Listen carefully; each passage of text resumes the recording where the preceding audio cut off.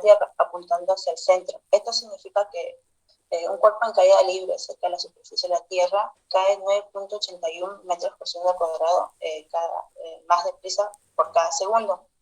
¿Qué pasa? Que no depende de su masa. Por eso se cuenta que cuando Galileo dejó caer dos bolas de diferente peso, llegaron a la vez al suelo.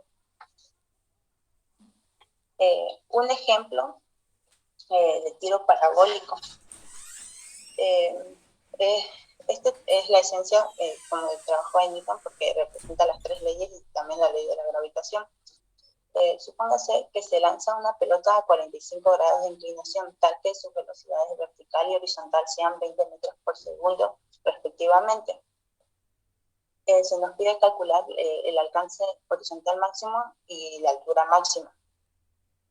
De la definición diferencial de la aceleración podemos realizar una deducción, que sabemos que la aceleración es igual a la variación de la velocidad con respecto al tiempo.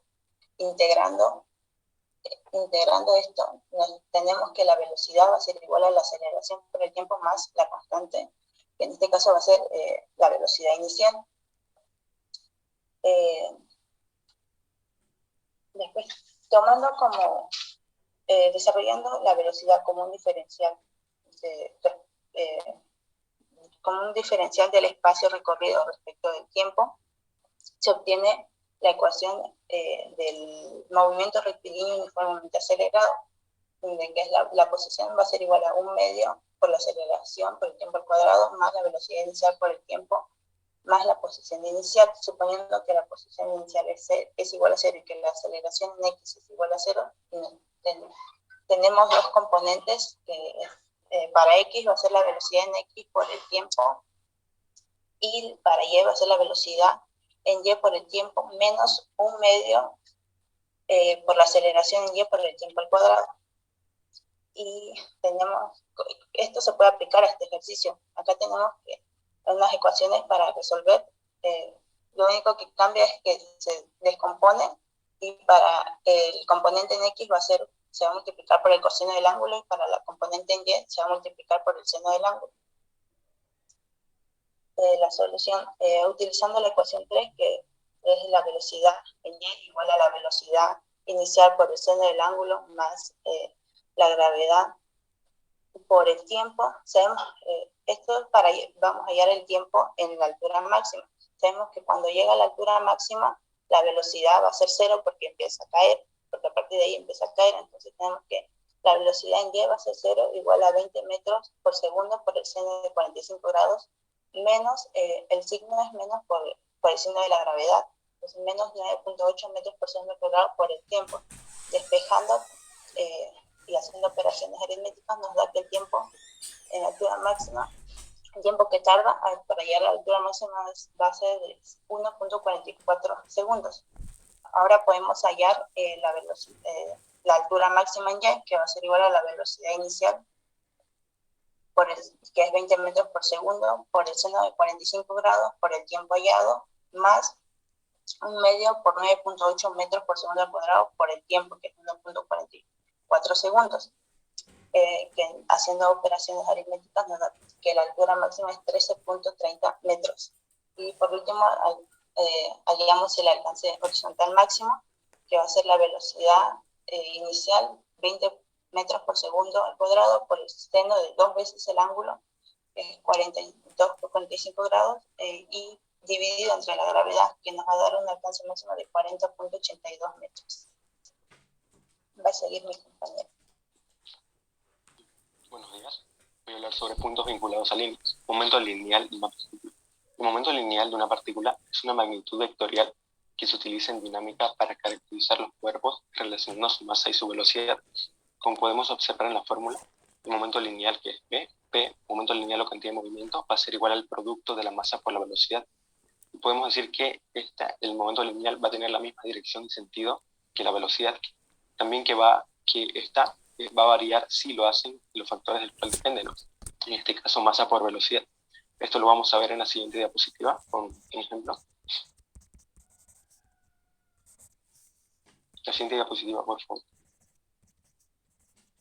Bueno, tenemos dos partículas que tenemos dos partículas. La primera partícula tiene de masa 2 kilogramos, una velocidad de 15 metros sobre segundo, y queremos hallar el momento lineal, ¿no? Que va a ser igual a 2 kilogramos por 15 metros sobre segundos. Entonces tenemos que el momento lineal de la primera partícula es igual a 30 kilogramos metros sobre segundo. Luego tenemos una segunda partícula que tiene una masa de 10 kilogramos y una velocidad, la misma velocidad que la de la anterior partícula. Y obtendremos que el momento lineal va a ser igual a 10 kilogramos por 15 metros sobre segundo, que va a ser igual a 150 kilogramos metros sobre segundo, ¿no?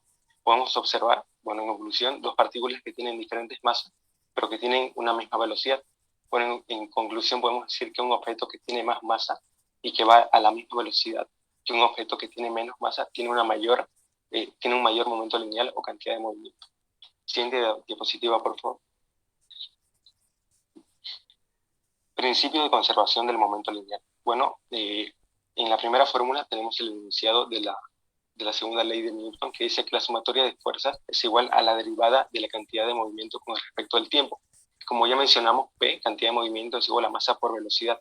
Si reemplazamos esos términos en la ecuación, tenemos que sumatoria de fuerza es igual a la derivada de la masa por la velocidad con respecto al tiempo.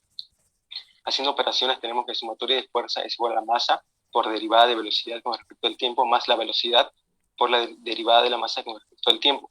Como la masa es una constante, todo lo que está en el recuadro rojo se va a hacer cero, ¿no? Porque si recordamos, la derivada de una constante es igual a cero.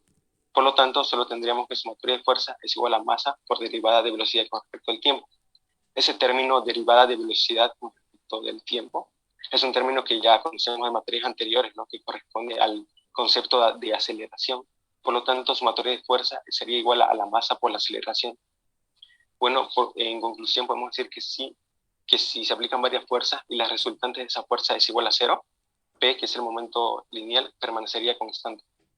Siguiente diapositiva. Momento lineal de sistemas de partículas. Bueno, cuando estudiamos varias partículas, como si fueran uno solo, podemos decir que todas ellas forman partículas. Como ya mencionamos, el momento lineal es igual a la masa por la velocidad. En la imagen de la derecha tenemos tres partículas. De la partícula número 1 va a ser la masa 1 por la velocidad 1. De la partícula número 2, la masa 2 por la velocidad 2. Y la partícula número 3 va a ser lo mismo, ¿no?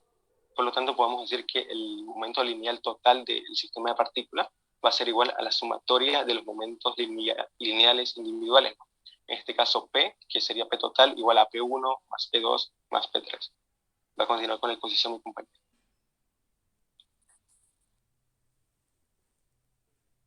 Bueno, yo voy a continuar hablando de la dinámica del movimiento relativo. Bueno, en definición, el movimiento siempre es un concepto relativo porque debe referirse a un sistema de referencia o sistema referencial particular escogido por el observador. En pocas palabras, se puede decir que el movimiento relativo es el movimiento que percibe un observador cuando se mueve respecto a un sistema considerado fijo. Siguiente, por favor. Bueno, cuando hablamos de movimiento relativo, se puede decir que existen dos modalidades. La primera sería el movimiento de una partícula en dos referenciales diferentes, el movimiento relativo entre sí. Bueno, como pueden ver acá en la imagen, bien lo dice el título, habla de dos sistemas referenciales. El primer sistema referencial sería X y Z en mayúscula, sería nuestro sistema de referencial fijo o absoluto. Y el otro sistema sería X y Z minúscula, sería nuestro sistema de referencia móvil o relativa, que se encuentra en un movimiento rototransitorio. Te cabe recalcar que el sistema de referencia respecto al otro puede ser una traslación, una rotación, o como en este caso, que se ve en la imagen, puede ser rototransitorio. Aquí hay dos fórmulas. La fórmula de la velocidad y la aceleración. Estas fórmulas están usando los dos sistemas de referencia. Acá se puede ver que velocidad final es igual a Vm, que sería la velocidad de la partícula en el referencial móvil, más V0, que sería la velocidad del origen de referencia móvil en el referencial fijo, más lo de poder E, que sería la velocidad de arrastre de rotación. La siguiente fórmula de aceleración igual referencial que está relacionado de los dos sistemas de referencia. Sería aceleración final igual a m, que sería la aceleración de la partícula en el referencial móvil, más a 0, que sería la aceleración de la partícula en el referencial fijo, más W por R, que sería la aceleración tangencial, más W por WR sería la aceleración normal o centrípeta, más W por 2 por W por Vm, que sería la aceleración de Coriolis. Siguiente, por favor. Esta es la otra modalidad de movimiento relativo, que dice movimiento relativo entre dos partículas de un mismo referencial. Como pueden ver acá, existen dos partículas, punto A y el punto B, y nos dice que las velocidades A y B que medían ese referencial serán el diferencial de RA sobre el diferencial del tiempo. El diferencial de la velocidad de B sería igual al diferencial de RB sobre el diferencial del tiempo. Los vectores de posición relativa de la partícula D con respecto a la A y el A con respecto a la D están definidos por AB igual a, vectorialmente, igual a RB menos RA, y si es BA vectorialmente, igual sería a RB menos RA. El siguiente, por favor. Bueno, ahora le voy a hablar sobre el teorema de Coriolis. Nos dice que el efecto de Coriolis es el efecto que se observa en un sistema de referencia de rotación cuando un cuerpo se encuentra en movimiento respecto a dicho sistema de referencia. Este efecto consiste en la existencia de una aceleración relativa del cuerpo en dicho sistema de rotación. Cabe recalcar que esta aceleración es siempre perpendicular al eje de rotación del sistema y a la velocidad del cuerpo. El efecto de Coriolis hace que un objeto que se mueve sobre el radio de un disco de rotación tiende a acelerarse con respecto a ese disco, según si el movimiento es hacia el eje de giro o alejándose de este. Por el mismo principio, en el caso de una esfera en rotación, el movimiento de un objeto sobre los meridianos también presenta este efecto, ya que dicho movimiento reduce o incrementa la distancia respecto al eje de giro de la esfera. Siguiente, por favor. Bueno, aquí tengo un ejemplo sobre movimiento relativo entre dos partículas de un mismo referencial. La pregunta nos dice: el automóvil A viaja a una rapidez constante de 80 km sobre hora al norte, mientras que el automóvil B viaja a una rapidez constante de 100 km sobre hora al este. Y nos dice la pregunta: determine la velocidad relativa del automóvil B con respecto al automóvil A. Bueno, aquí anotamos los datos. La velocidad en A sería igual a 80 km sobre hora, que está yendo hacia el norte. Y la velocidad en B sería igual a 100 km sobre hora, que está yendo hacia el este. Aquí lo que hacemos es llevarlo vectorialmente, porque normalmente sería que está trabajando en una misma línea de acción, pero como tenemos dos partículas, tendríamos que volverlo vectorialmente. Y de esta forma sería 100 y vectorial y 80 J vectorial. Entonces ocupamos la fórmula que les mencioné anteriormente.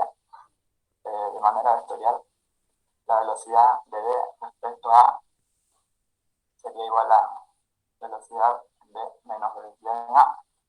Entonces reemplazamos 100 y vectorial menos 80 J vectorial.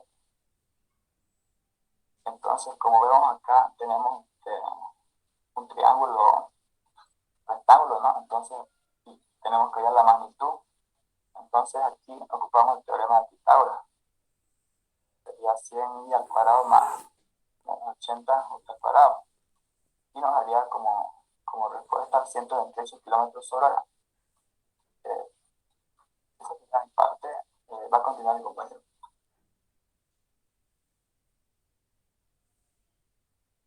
Buen ingeniero, buen día compañeros. Yo continúo con la diapositiva. Dinámica en la ingeniería civil. Como bien sabemos, en la ingeniería civil diseña estructuras que están sometidas a carga de viento, a sismos, al peso de su propia estructura, a las cargas variables del campo de posición de los objetos en la estructura, al propio peso de las cargas variables de los objetos que se encuentran dentro de la estructura. A su vez también tenemos lo que son las cargas hidráulicas, que eso los vemos en las represas. Para conocer más de estas cargas, cómo operan, sobre estas estructuras se necesita aplicar lo que son las leyes de Newton del movimiento a los elementos que componen dicha estructura. Siguiente diapositiva, por favor.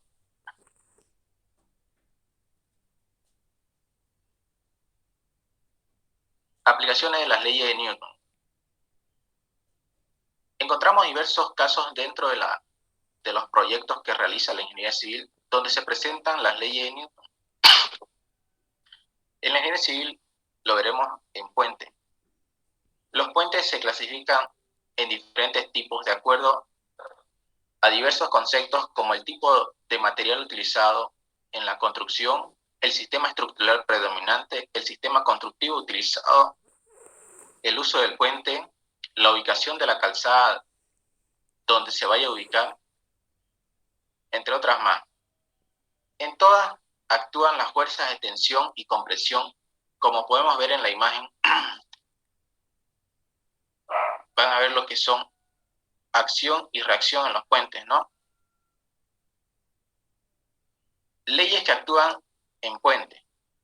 Empezaremos con lo que es la tercera ley de Newton, donde dice que esto cumple en lo que es en el centro del arco y en las cimentaciones de los pilares.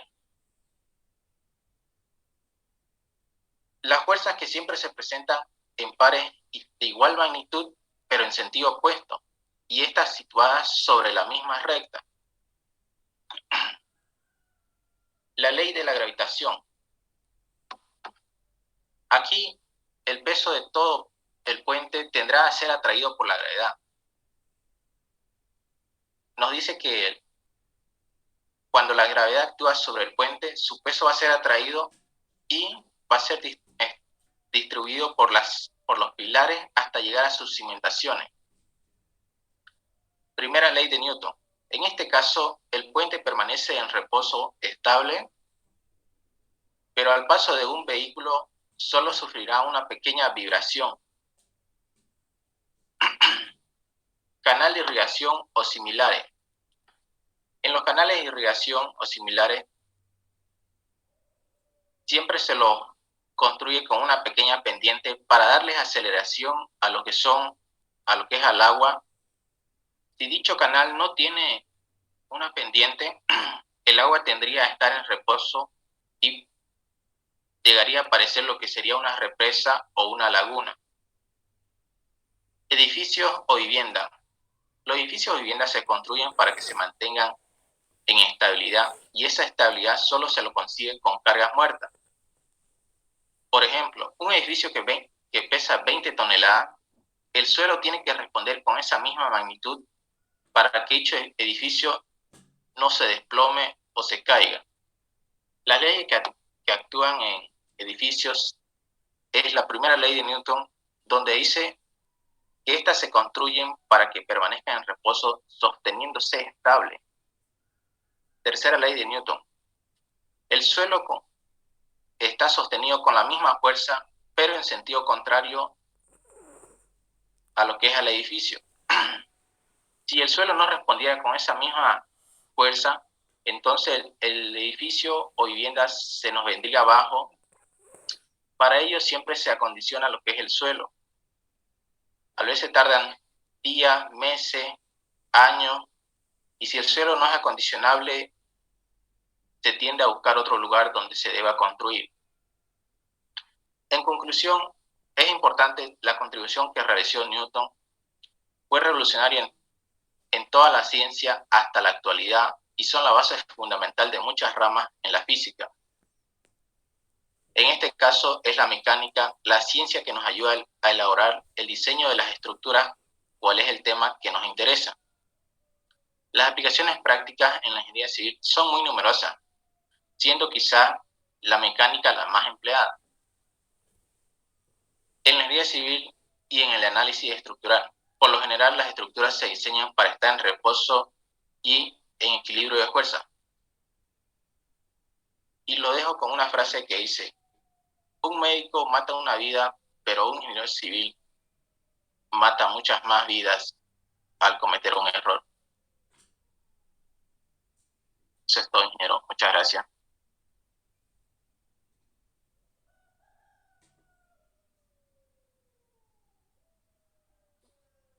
¿No falta nadie más? No, ingeniero. Bien, pasamos a la ronda de preguntas. Se encuentra Beizaga Burgos Daniel. Presente, ingeniero. Un número, por favor, del 1 al 112. 46. 46. Gutiérrez Farel está. Misael. Sí, ingeniero, pero yo ya pregunté, ¿puedo volver a preguntar? No. Está bien, ingeniero. Vamos a ver un tengo. 46. ¿Quién nos preguntó? Se encuentra Gutiérrez Montenegro Hugo.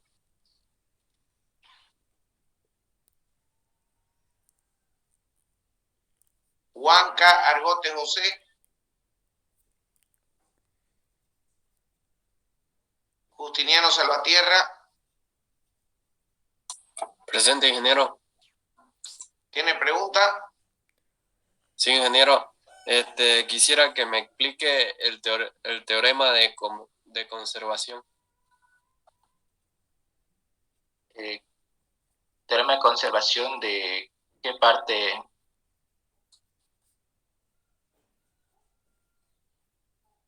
¿El teorema de conservación a qué se refiere? Ya,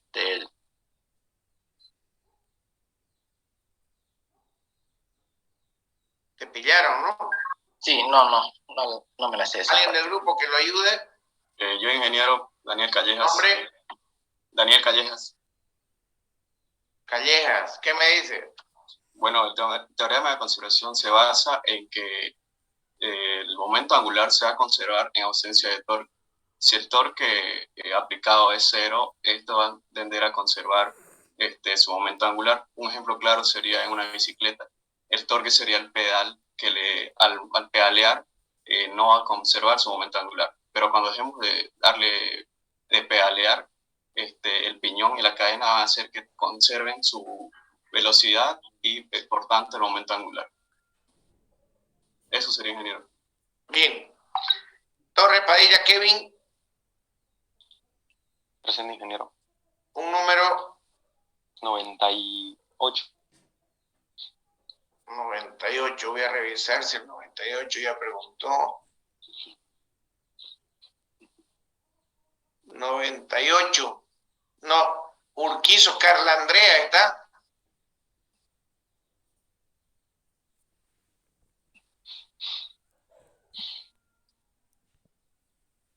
Qué pena. Valle Toledo Aldair. Sí, ingeniero. Pregunte. De un ejemplo de tiro de parabólico. Bueno, Torres. El tiro parabólico está formado por dos movimientos. Un movimiento horizontal, que tiene una velocidad constante, y un movimiento vertical, que tiene una velocidad uniformemente variada.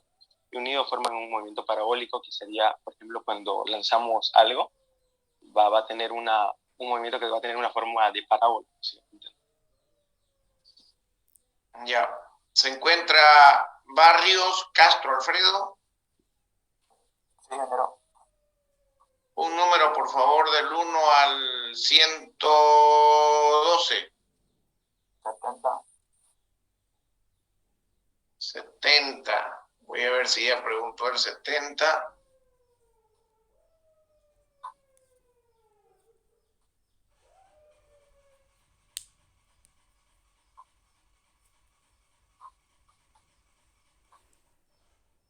Sí, ya preguntó y harto.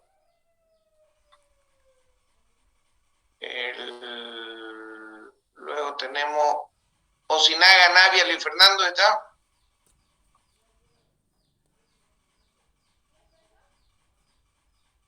Obando, Durán, Kevin. Buen día, ingeniero. Presente. Buen día. Su pregunta. ¿Será que me puede nombrar un ejemplo de las aplicaciones de las leyes de Newton?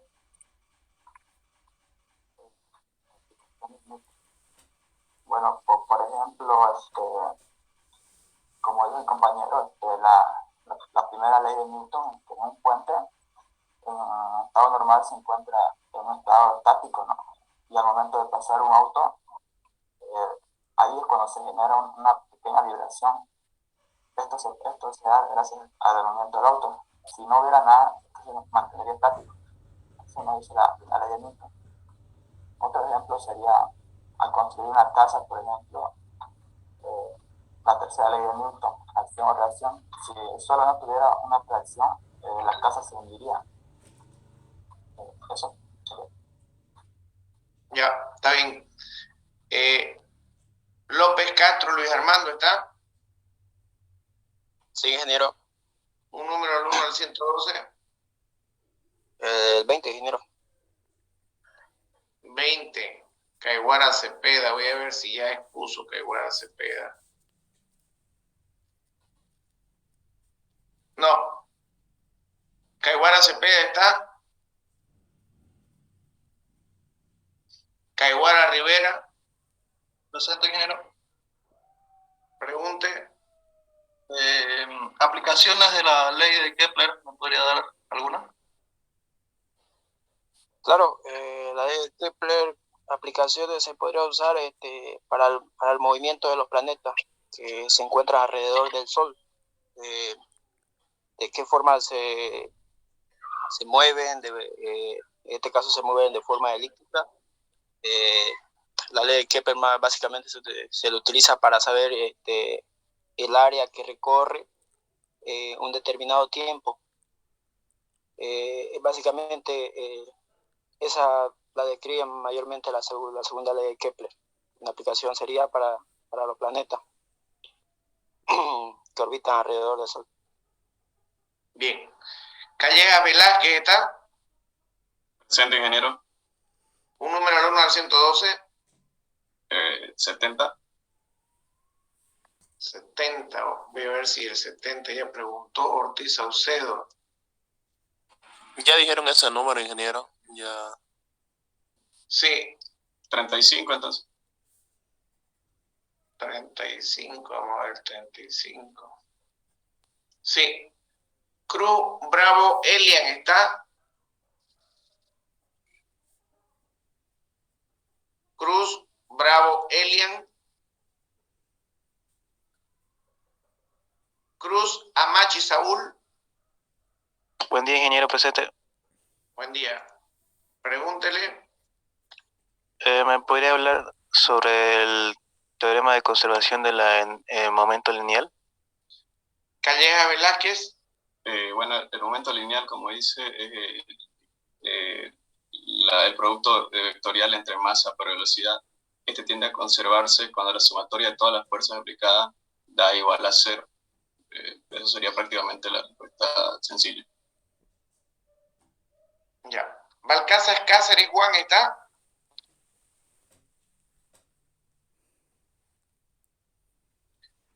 Balcázar Cáceres Juan. Él retiró la materia, ingeniero. Ya, ok. No expuso. Tingo.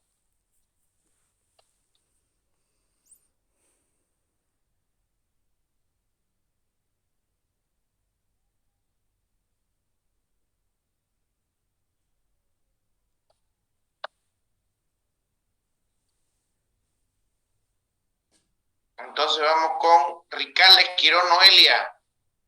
Presente. Un número 90. 90. Rodríguez Aldrin. Voy a ver si ya preguntó No ha preguntado. ¿Está Rodríguez?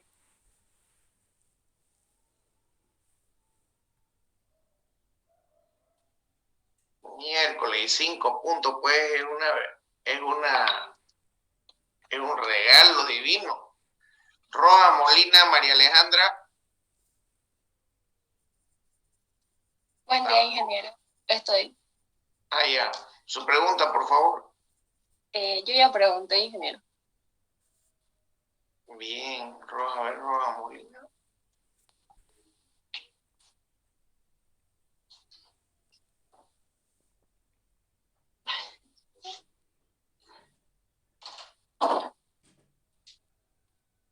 Su verdad. Sousa Pérez, Sergio. Presente, ingeniero. 92.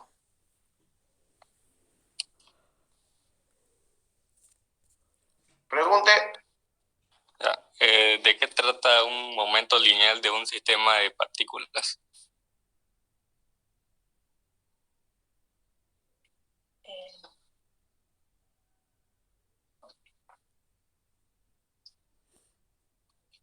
La pillaron en curva, parece, ¿no? Sí. ¿Alguien del grupo que le ayude? Torres Padilla, ingeniero. Diga. Bueno, el momento lineal es una magnitud que describe el movimiento de una partícula, ¿no? Básicamente tenemos que saber la masa por su velocidad, y el sistema de momentos lineales es cuando tenemos varias partículas, ¿no? Básicamente el momento lineal va a ser igual a la sumatoria de todas las partículas individualmente. Eso sería. Bien, perfecto. No me falta más nadie, ¿no? Ingeniero. Ya, les voy a mostrar, si me permiten, por favor, compartir pantalla. Les voy a mostrar el Excel del grupo. Ahí está. Nota del grupo, 63 puntos. Los que respondieron mal tienen 58. Los que respondieron bien tienen 68. Y aquí a mi derecha está quienes participaron en clase. Vamos bien. Siguiente grupo.